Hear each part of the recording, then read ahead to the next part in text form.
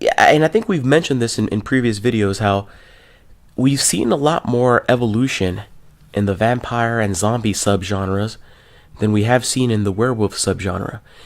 And we think that's mainly due to the limitation in the werewolf mythology itself. You know, during the full moon, the werewolf becomes complete animal, a complete werewolf, a fully transformed, and there's just not much depth there. It's just on a rampage, on a killing spree. And in our story, Siren Moon, we changed the mythology to make the werewolf more interesting, all while remaining true to the core mythological elements, such as the moon. The moon is relevant.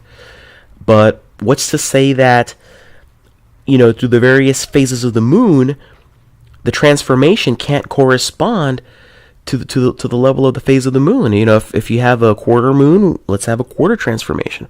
A half moon, half transformation. And in those partial transformations, the werewolf will still have its human faculties to a certain extent. You know, quarter werewolf during the quarter moon and 3/4 human. During the half moon, half werewolf, half human. So that allows for a little bit of a more faceted werewolf. You know, a little more drama, something new and fresh. So that's one of the things we changed in Siren Moon.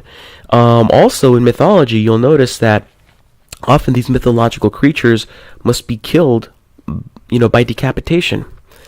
Medusa could only be killed by decapitation. Vampires, I know you have the stake through the heart, but often it's the stake through the heart and decapitation. Yeah, same with zombies, right? Zombies, decapitation, right? So likewise, we believe that mythological creatures typically must be destroyed by decapitation, and with the werewolf, we think it can only be done with the silver sword.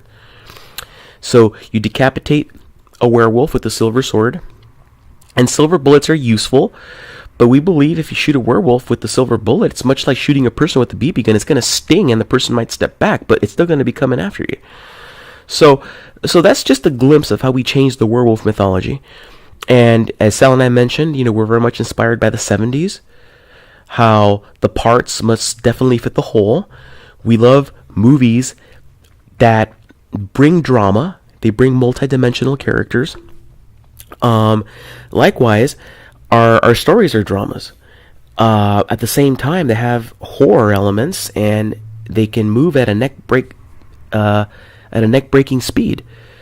You know, we hugely respect contemporary pacing in movies, where the movie has to move, because, you know, audiences today don't tolerate, you know, your horror movie being a drama for the first half.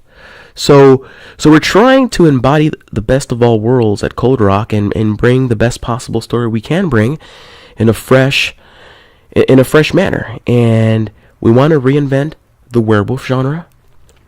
We believe Siren Moon does that. And we're looking forward to bringing to everyone the next step in the evolution of the werewolf genre in Siren Moon. This is the Coldrock Brothers.